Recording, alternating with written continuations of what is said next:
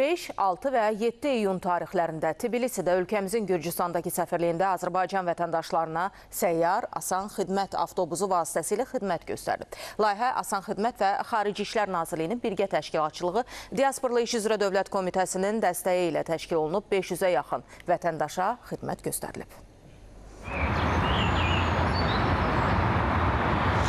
Tbilisidə Azərbaycan vətəndaşları üçün səyyar asan xidmət təşkil olunub. 3 gün davam edən xidmət zamanı vətəndaşlar şəxsiyyət vəsiqələrinin verilməsi və dəyişdirilməsi, sürücülük vəsiqələrinin dəyişdirilməsi, həmçinin məhkumluq barədə arayışların əldə edilməsi imkanından yararlanıblar.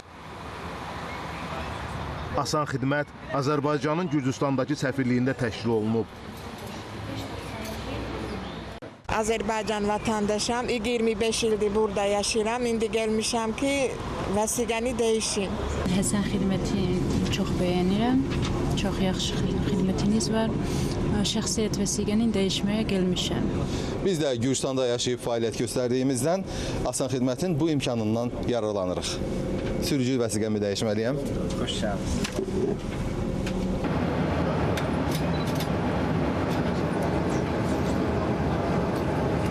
Gürcüstanda çoxlu saylı bizim vətəndaşlarımız yaşayırlar. Bəziləri əmək fəaliyyəti ilə məşğuldur. Bir çoxları ali təhsil ocaqlarında təhsil alırlar. Məhz onların xahişləri və müraciətləri əsasında bu günləri Azərbaycan Respublikasının Xarici İşlər Nazirliyi və Asan Xidmətin birgə təşəbbüsü və təşkilatçılığı ilə ilk dəfə olaraq Tbilisi şəhərində səyyar Asan Xidmət fəaliyyətə başlayıb. Səyyar Asan Xidmət fəaliyyət coğrafiyasını genişləndirərək artıq ölkə hüdudlarından kənarda da yaşayan vətəndaşlarımızın əhatə etməyə başlayıb. Türkiyədə orada yaşayan vətəndaşlarımızın, soydaşlarımızın vətəndaş pasportlarının verilməsi, şəxsiyyət vəsiqələrinin verilməsi və dəyişdirilməsi kimi proses davam etdirildi. Çoxdan mı gözləyirsiniz bu xidməti? Bəli, mən Rusiyadan gəlmişəm, 4200 kilometr yol gəlmişəm Gürcüstana. Şəxsiyyət vəsiqəsi ilə sürücülük vəsiqəsini dəyişmək üçün.